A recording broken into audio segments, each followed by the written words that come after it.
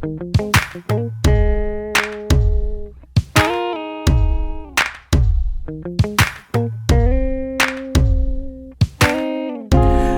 I'm Rajan Dominari, and welcome to another episode of Dominant Desires, the podcast, a podcast where you can get BDSM information, relationship advice, and more. Today, I'll be talking about E.L. James's erotica series, 50 Shades of Grey, and the problems with people thinking that BDSM actually works the same way it does in the books, which is a particularly dangerous thing. I also answer a listener's question about transitioning from submissive to slave. There is a lot to cover in this episode, so let's get started.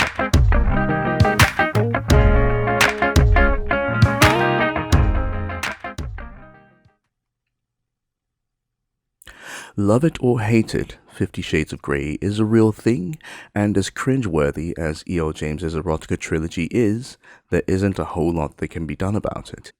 I've been asked on more than one occasion about my thoughts on the series, so I figured that it was a good topic for an episode, and here we are. Now, for loads of people, women in particular, the 50 Shades series was influential in their wanting to learn more about the BDSM lifestyle, which is great because I'm all for people embracing their kinky sides. However, there is a lot wrong with the books, and the problem isn't that 50 Shades is unrealistic, because frankly there are plenty of unrealistic books out there. The problem is that people believe that this is how BDSM actually works, and that's just bloody dangerous. Because there was, and still is actually, loads of damage being done to those wanting to learn more about this lifestyle. Because some people took that shit as gospel, especially after the movies came out. Now, the books created an onslaught of wannabe dominants and predators alike, with some blokes watching it and thinking to themselves, this is what I need to do. Or others figuring that they could get into someone's knickers simply because the person said that they were submissive. The books also unleashed a lot of women that realized exactly how bored with their partners they were. For example, there was an episode I saw years ago. I believe it was the Steve Harvey show. There was a woman who wanted her husband to be more like Christian Grey, or so she thought. When Steve dressed her husband in a suit and had him speak to his wife like Christian Grey would, his wife wasn't having it.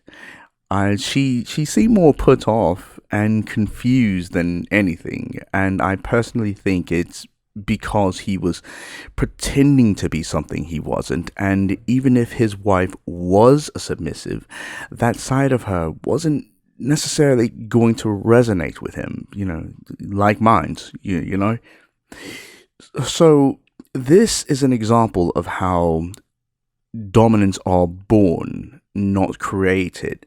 And before you say anything, I'll explain this by saying that dominants have natural inclinations that make them what they are, and they can be taught how to better embrace and exude those inclinations.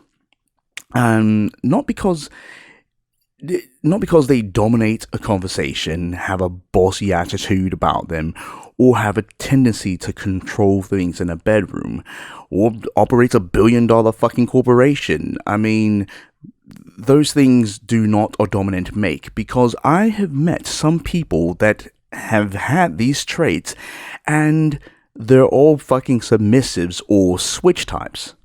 And before you ask what these natural inclinations are, I'll definitely not be explaining them, simply because I would effectively be telling posers how to be something they're not, and I will have none of that.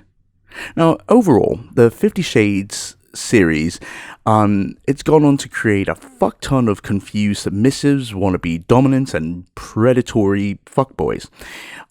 Personally, I think wannabe dominants and predatory fuckboys are synonymous. Actually, yeah, just saying. Well, alright, I think I've said about enough. So I'm going to go ahead and get you all sorted as best I can.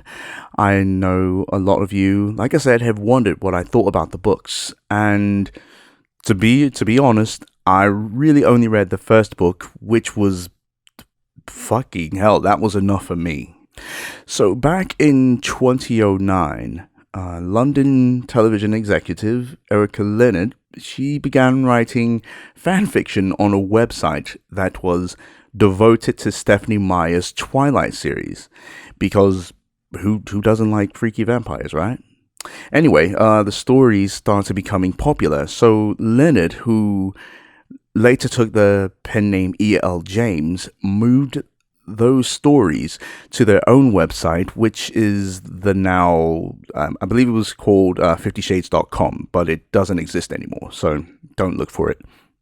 In 2011, an Australian publisher called I believe it's, let me see, the Writers Coffee Shop Publishing House, fucking hell, that's a bloody mouthful, began producing those stories as novels. And by the time Random House bought the rights to the stories or the novels in 2012, word of mouth had already spread. And the week the first book in the series went on sale, it hit #1 on the New York Times bestseller list. It was actually impressive. I'm not even going to lie about that. So in the 7 years since Random House started publishing the books, they've sold well over 100 million copies worldwide, and 45 million of those sales came from the United States alone. Now, just for a bit of comparison, the last big thing for Random House before 50 Shades of Grey was Stieg Larsson's 2011 novel Girl with a Dragon Tattoo, which took 4 years to sell 20 million copies. 50 Shades of Grey did that in 4 months.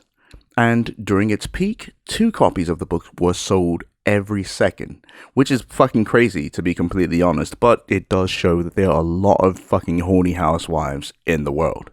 Now, I'm not going to say that is not fucking impressive. That is astounding. And I am admittedly more than a bit jealous, simply because I want my book to do just as well.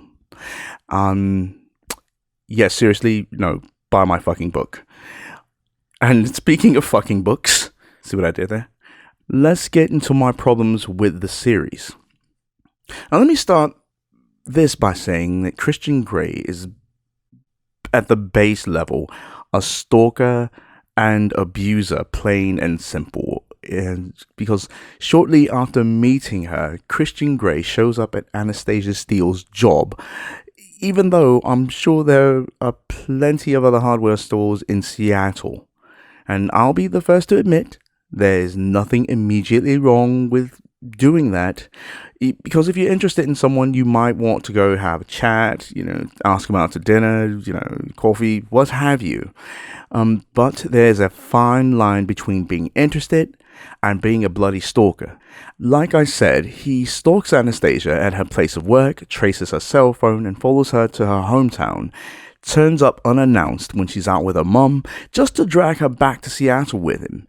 In the second movie, he actually stalks her again at Not Show after they'd broken up, where he convinces her to get back together with him.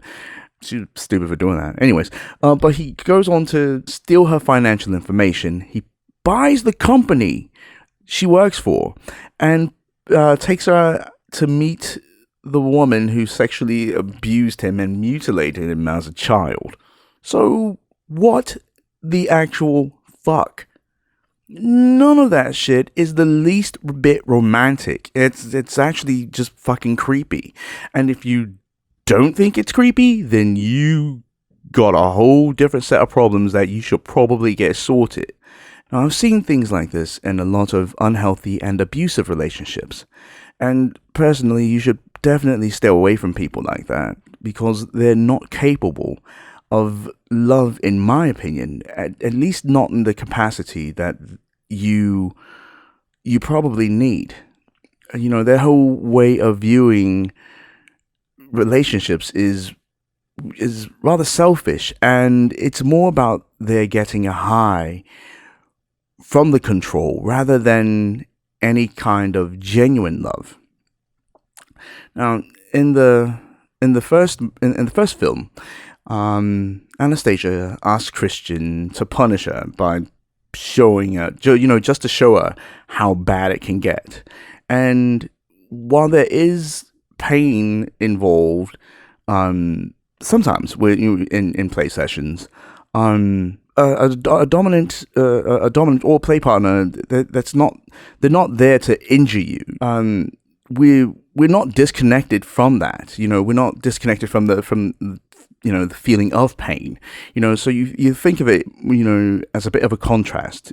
Without some sort of vulnerability or tenderness, you really can't have any discipline or control. Now, unfortunately, not all people that say that they're dominant are good people. As a matter of fact, there are some, just some bad predatory people that do exist in this lifestyle now. And these people who they get involved in BDSM because they are inclined to abuse others. And just remember, this lifestyle is about exploring fantasies. And in a lot of cases, it's about exploring the opposite of what you are in real life. And, it worked out well in the books because it's a fucking work of fiction.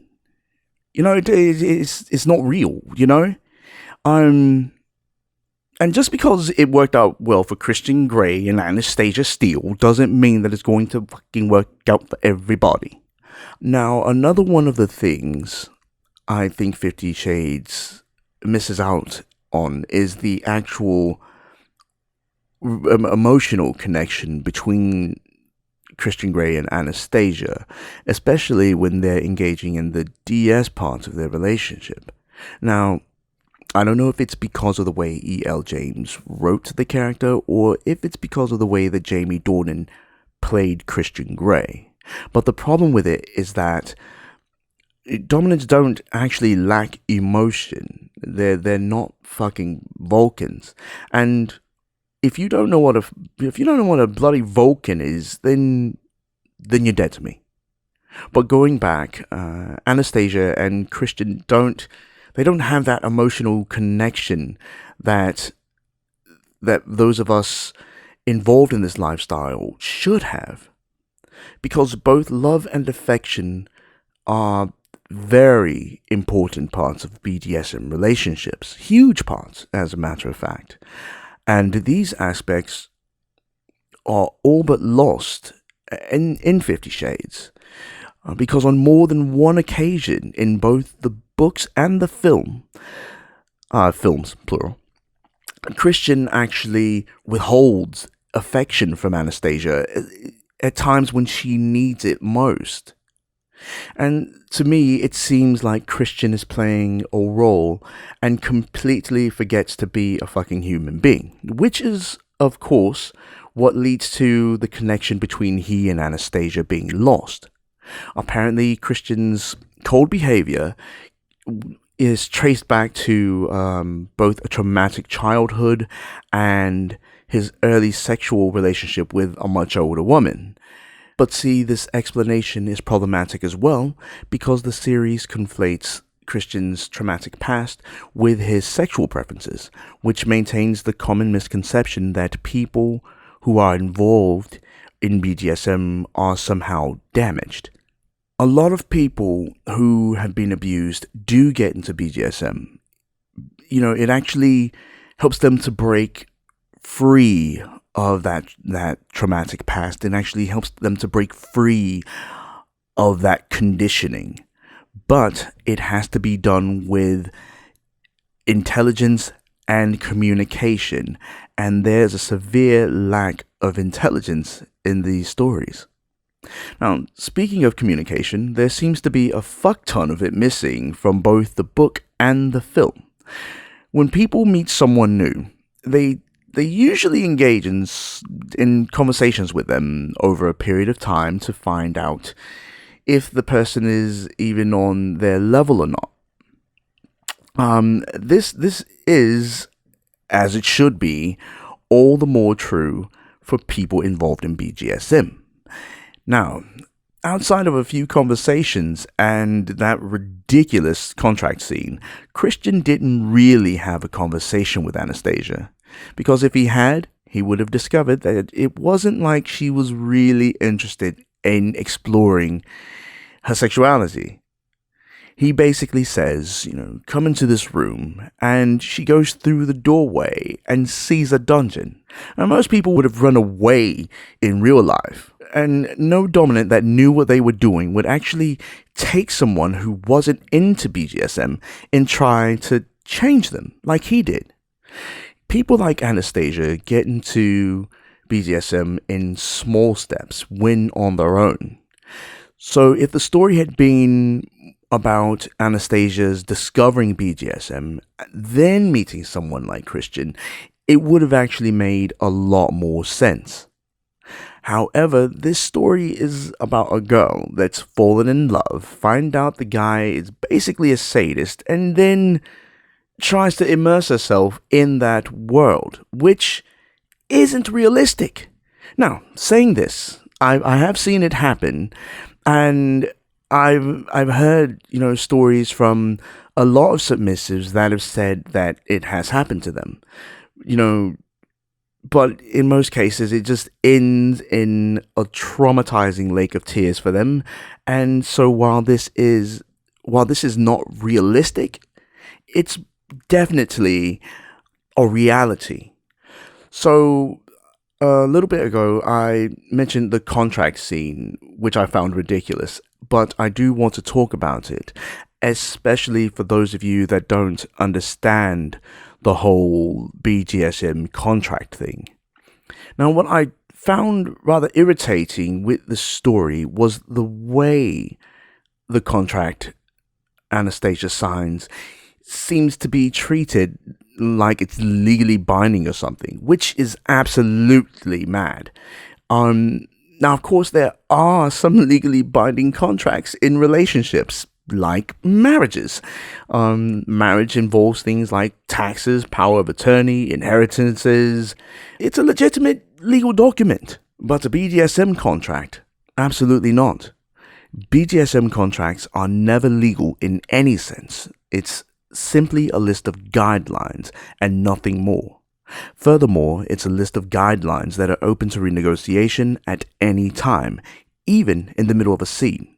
So if you're in the middle of a play session and happen to safe word in the middle of the scene stops.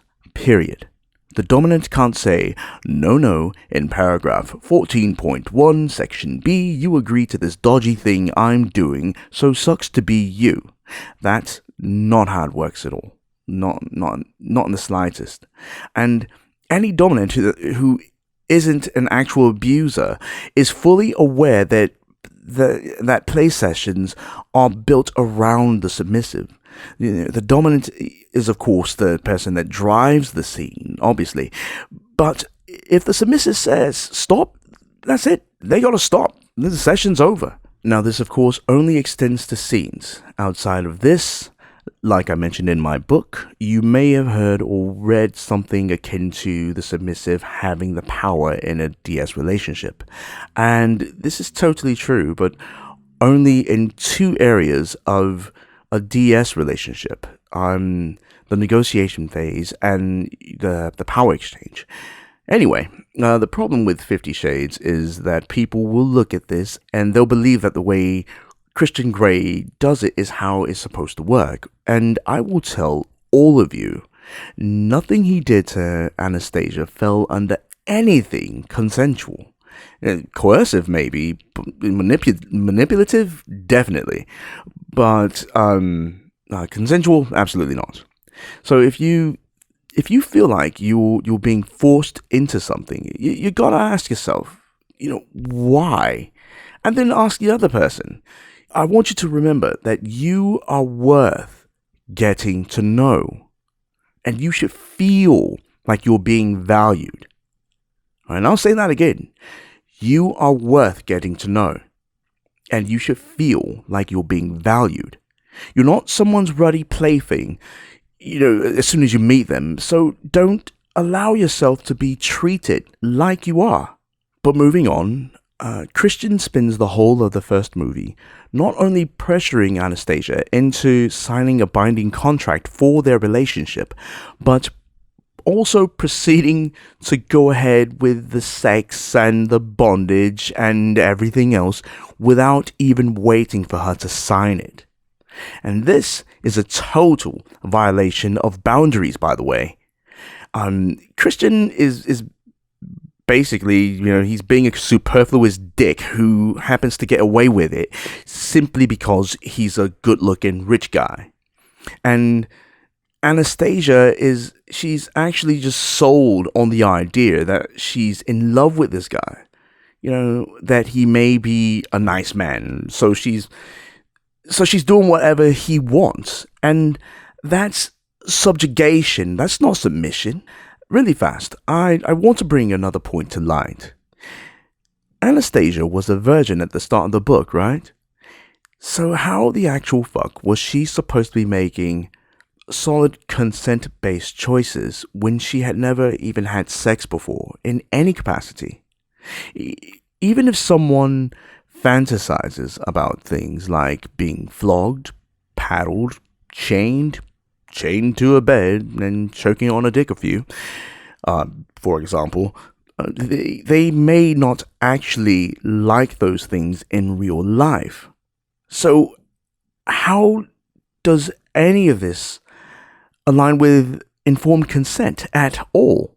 Anyways, I'm going to sum this up by saying that if 50 Shades is your guilty pleasure, then that's fine. But if it's inspiring you to explore BDSM, do keep in mind that most lifestylers, especially those of us that have been around a while, generally criticize 50 Shades of Grey as being miserably inaccurate.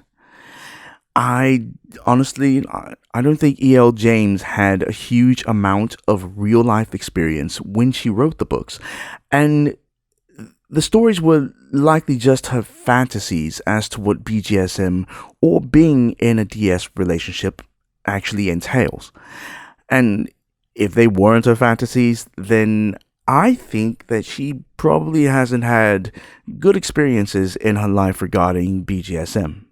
So at best, 50 Shades of Grey has helped to make B-grade erotica and R-rated porn a bit more acceptable.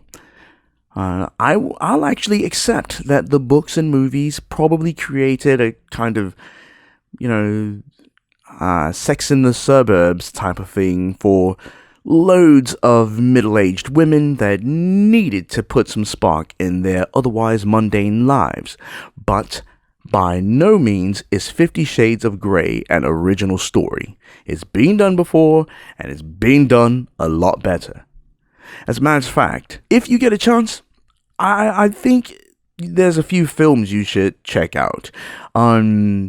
Notably Belle de Jour, Bitter Moon, and one of my absolute favorite films, Secretary. And I don't think you'll be disappointed. I'll be back after this message. To many, the BDSM lifestyle is a complex world that is difficult to navigate and intimidating to understand. But it doesn't have to be. Welcome to the dark side. A BDSM primer is an informative, entertaining, and easy to understand book that seeks to give anyone interested in BDSM better insight into what the lifestyle entails. From meeting others within the lifestyle to learning how to spot fakes or predators, experience personal freedom and explore increased intimacy as you gain clarity on your deepest, most untamed desires. Authored by Rajan Dominari, BDSM educator and founder of Dominant Desires. The book is available on Amazon.com in Kindle and paperback formats. Get yourself a copy today and delve into the pleasurable and unparalleled world of BDSM. Here's a message I got from Rachel in New Mexico. Rachel says, I would love to know more about the transition from submissive to slave. Well, Rachel, let me start by saying that at the base level, transitioning from submissive to slave really just lies in the amount of control you're willing to give up. And if your answer to that isn't all of it, then you probably shouldn't be doing it at all, actually.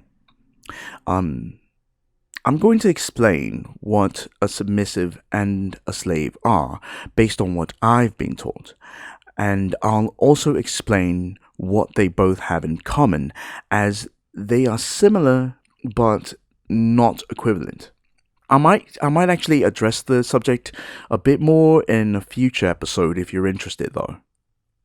So, both submissives and slaves fall under the S-type category, and both identities have a deep need or desire to submit or give up at least some part of their will or control to a dominant. Now, saying this, submissives need direction from their dominant, and submissives are also molded by the dominant to please the dominant. They might even need a lot of training, with both reward and punishment, simply to learn to obey. This is because the submissive's motivation, or better yet, the thing that drives them, is not necessarily to obey. It's to please. Now, it can definitely be a combination of both, but it lies heavier on the pleasing aspect of their being. As far as slaves are concerned, some people seem to believe that being a slave is some sort of elevated version of a submissive, and despite what you may have heard, this is totally untrue. Well, it's true, untrue. Anyways, let me explain. So, simply put, a slave needs to obey, and the thing that drives them is their overwhelming need to obey. A slave offers themselves fully and without reservation. They might still need to be trained to know the needs and desires of their owner, but there is a devout willingness for them to do so. However, there are very few people that fall into this category, and the ones that do have typically been with their dominant for a very long time. At the point that someone goes from being a submissive to a slave, trust will have long been established, limits and abilities will have already been discovered, and a personal strength would have been developed in the submissive, which would allow them to move to slavehood. But I want you to keep in mind that being someone's slave isn't something you should go into lightly. And like I said, it takes years to build up that kind of trust in someone's ability to be able to take care of you in that capacity. And the younger the person saying they want you to be their slave, the further you should back the fuck away from them, because I can guarantee you that they have very little to no clue as to what the fuck they're doing. Now, if you're wanting to be a slave because you think yourself being in love with someone, that's really not a good enough reason to attempt giving it a go. And the relationship will likely end up in a way that leaves you an emotional fucking wreck. And this is especially true if you're in a pre-existing relationship, because people in pre-existing relationships can't be slaves. And if you're already in an established relationship, there's really nothing for the dominant to gain from being invested in you, save your supposed servitude. And they can find that anywhere if they look hard enough, because, think about it. They found you, right? So I hope this answers your question. And I'm just gonna end things right here and say thanks for listening to today's episode of Dominant Desires, the podcast. I really hope that something you heard in today's episode helps you out a bit and that you found it at least somewhat entertaining. Don't forget to rate, comment, like, and subscribe for more Dominant Desires, the podcast episodes. Be sure to listen to me on Spotify, Apple Podcasts, Google Podcasts, or wherever you happen to listen to your podcasts. And I don't know if you know this, but I have an Instagram. It's at Rajan Dominari, spelled RajanDominari. I usually post there about 3 times a day, so you might want to go and check it out and follow me there. With all this said, I'm really glad to have you as a listener, and I will definitely be back soon with another episode of Dominant Desires, the podcast, and I promise that it won't be 8 months between episodes. Maybe 1 month, but definitely not 8. I've been Rajan Dominari, and I'll talk to you all next time. Cheers.